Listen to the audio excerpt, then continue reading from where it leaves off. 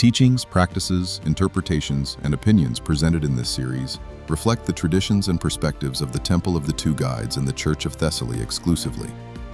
They are not presented as universal to all forms of Hellenic, Hellenistic, Neoplatonic, pagan, polytheist, occult, or theurgical practice. Ancient traditions were historically diverse, and modern practitioners likewise hold a wide range of beliefs, customs, and interpretations. This series is intended as a presentation of our own temple tradition, philosophy, and religious practice. Welcome back to Inside the Temple. In our last episode, we explored the Titanomachy and the Gigantomachy. We watched Zeus establish the Olympian order, defeat the Titans, overcome the giants, and bring a measure of stability to the cosmos that had never existed before. By the end of those struggles, it would be easy to assume that the story is finally complete. The crisis of succession has been resolved, the forces of rebellion have been defeated. The Olympian gods rule within fate, justice, and necessity. For the first time since the beginning of creation, the cosmos appears secure. But mythology has a way of reminding us that every victory reveals a deeper challenge. And so we arrive at the final great confrontation of Zeus's reign, the coming of Typhon.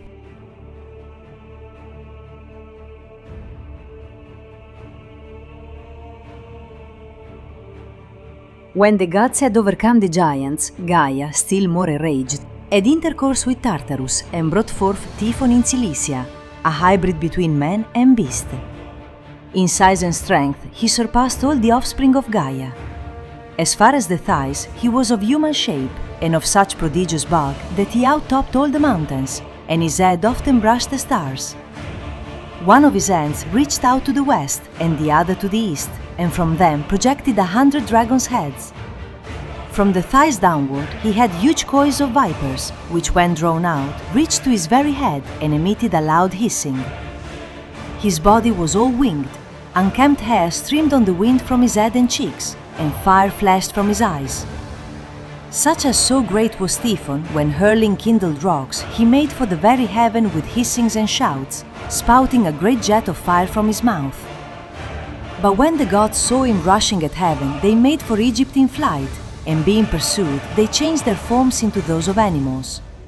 However, Zeus pelted Typhon at a distance with thunderbolts, and at close quarters struck him down with an adamantine sickle, and as he fled, pursued him closely as far as Mount Cassius, which overhangs Syria. There, seeing the monster sore wounded, he grappled with him, but Typhon twined about him and gripped him in his coils, and wresting the sickle from him, severed the sinews of his hands and feet, and lifting him on his shoulders, carried him through the sea to Cilicia, and deposited him on arrival in the Corycian cave. Likewise he put away the sinews there also, hidden in a bearskin, and he set to guard them the she-dragon Delphine, who was a half-bestial maiden. But Hermes and Aegipan stoned the sinews, and fitted them unobserved to Zeus. And having recovered his strength, Zeus suddenly from heaven, riding in a chariot of winged horses, pelted Typhon with thunderbolts, and pursued him to the mountain called Nysa, where the fates beguiled the fugitive, for he tasted of the ephemeral fruits in the persuasion that he would be strengthened thereby.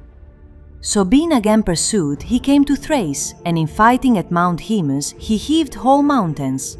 But when these recoiled on him through the force of the thunderbolt, a stream of blood gushed out on the mountain, and they say that from that circumstance the mountain is called Hermes. And when he started to flee through the Sicilian Sea, Zeus cast Mount Aetna in Sicily upon him. That is a huge mountain, from which down to this day they say the blasts of fire issue from the thunderbolts that were thrown. Now Typhon is completely different from every adversary we've encountered so far. Uranos represented repression. Kronos represented fear of succession. The Titans represented cosmic principles that had fallen into disorder. The giants represented unrestrained force and resentment against lawful order. Typhon is something else entirely. Typhon is not a rival king. He is not an heir. He is not a revolutionary. He does not seek to govern the cosmos. He represents the possibility that the cosmos itself might unravel. According to Apollodorus, After the defeat of the giants, Gaia becomes even more enraged. Her resentment has not been exhausted, and from her union with Tartarus, the deepest and most punitive region of existence, she brings forth Typhon. That detail is extremely important. Typhon is born from Gaia and Tartarus, from wounded fertility and absolute negation, from generation and annihilation, from life and the deepest abyss. And because of this, Typhon is not merely another monster. He is the embodiment of anti-cosmos. The Greeks describe him as a being whose body stretches between earth and heaven. He possesses countless heads. Fire pours from him without restraint. His form defies classification.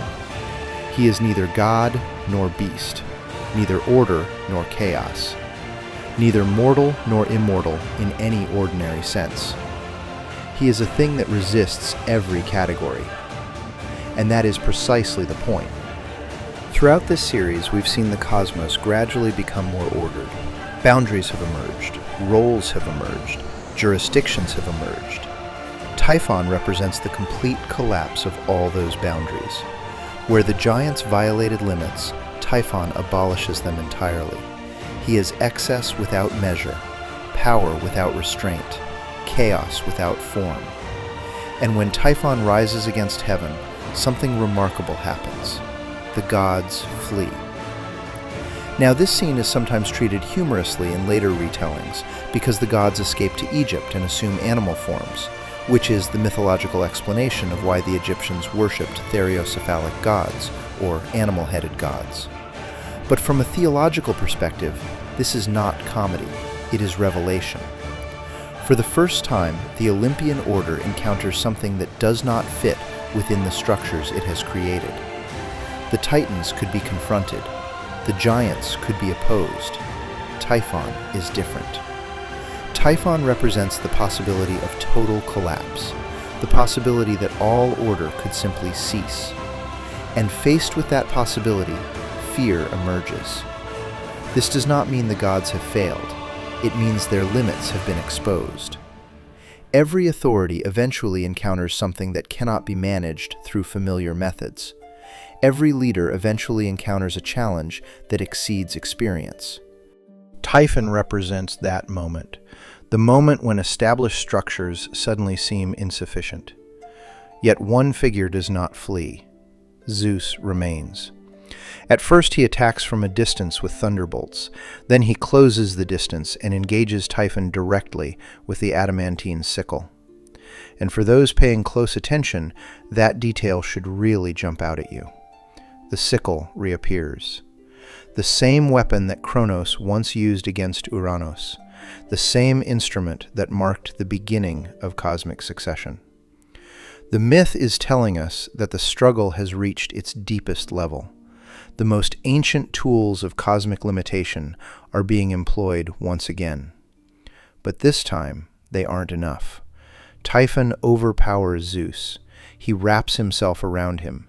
He strips him of his sinews, and he leaves him powerless. This is one of the most shocking moments in all of Greek mythology. The king of the gods is defeated. But notice what kind of defeat this is. Typhon doesn't become king. He doesn't establish a new government.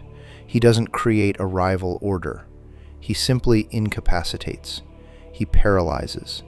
He can destroy function, but he cannot replace it. And that distinction is important. Chaos can interrupt governance, but chaos cannot govern. Typhon hides Zeus's sinews in a cave and places them under the watch of Delphine, another liminal creature who exists between categories. Order itself has been dismembered. Authority has been rendered unable to act. And yet the myth insists that legitimacy remains intact. Zeus is wounded, but he isn't replaced. His kingship is interrupted, but not removed. And this leads us to another recurring theme we've seen throughout these stories. Authority is restored not through solitary power, but through relationship. Hermes and Aegipan, a goat-legged wilderness deity, recover the sinews. Through cunning, cooperation, and intelligence, they restore Zeus's strength, showing us that the mature Olympian model is not built on invulnerability. It is built on recoverability. The strongest systems are not the ones that never suffer setbacks. They are the ones capable of recovering from them. The strongest leaders are not those who never fall. They are those who can rise again. Once Zeus is restored, the conflict continues across the world. Typhon flees from place to place. The battle stretches through mountains, valleys, and entire regions of the earth. And once again, fate enters the story. The fates themselves deceive Typhon. They offer him ephemeral fruits, convincing him that it will increase his strength. Typhon accepts them, and in doing so, he reveals something fundamental about his nature. Like Kronos before him, he mistakes consumption for power. He believes strength comes from possessing more. He believes force comes from accumulation. He cannot distinguish true nourishment from illusion because he lacks measure. And this is the defining characteristic of chaos. Chaos doesn't know when enough is enough. Chaos cannot recognize limits. Chaos cannot recognize proportion. Throughout the struggle, mountains are thrown, landscapes are shattered, entire regions are transformed. The earth itself is reshaped by the conflict. The myth is showing us that Typhon cannot be integrated into the cosmos. He cannot be assigned a place. He cannot be given a jurisdiction. He cannot be confined gradually. Everywhere he goes, destruction follows. And eventually, Zeus reaches the only remaining solution. He casts Mount Etna upon Typhon. Now notice what happens here. Typhon is not annihilated. He is not erased from existence. Instead, he is buried beneath an immense and permanent boundary. Fire still escapes. The volcano still erupts. Pressure still remains. But order holds. This is perhaps the most mature expression of sovereignty we've seen in the entire mythological cycle. Chaos cannot be eliminated. It can, however, be contained. The myth teaches us that disorder never disappears completely. The forces that threaten stability never vanish forever. The task of authority is not to eradicate them. The task of authority is to keep them within proper limits. And with Typhon's defeat, the Olympian order is once again proven to be the strongest form of order. Zeus has faced rivals.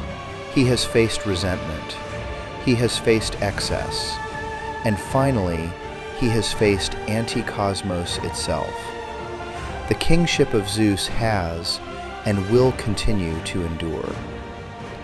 For seminarians, priests, and sacred leaders, Typhon offers one final lesson. Some problems can be healed. Some can be reconciled. Some can be integrated. But some forces resist every attempt at restoration. Some forms of disorder must simply be restrained, not out of hatred, not out of vengeance, but out of preservation. Typhon teaches us that leadership is not the elimination of chaos. It is the ongoing work of containing it. And in that sense, Typhon is not merely Zeus's final enemy. He is the final measure of Zeus's legitimacy. Because kingship proves itself not by ruling what is easy to govern. It proves itself by surviving what seeks to undo governance itself. And that is why the story of Typhon stands as the final great test of Olympian order. With the defeat of Typhon, we reach the conclusion of one of the oldest and most important cycles in Greek mythology. From chaos to Gaia, from Uranos to Kronos, from Kronos to Zeus, from the Titanomachy to the Gigantomachy, and finally from the coming of Typhon to the full establishment of Olympian order. the great cosmic drama has come to its end.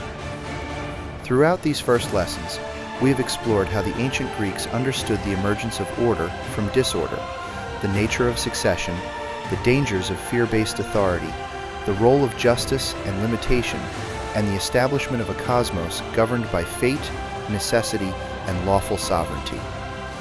These myths are not merely stories about the distant past. They are sacred reflections on reality itself. They explore the nature of power, leadership, wisdom, harmony, and the ongoing relationship between order and chaos. But now that the cosmic foundations have been laid, our journey begins to change. In the episodes ahead, we will move away from the great struggles that shaped the universe and turn our attention toward the gods, goddesses, heroes, and divine powers who inhabit that universe.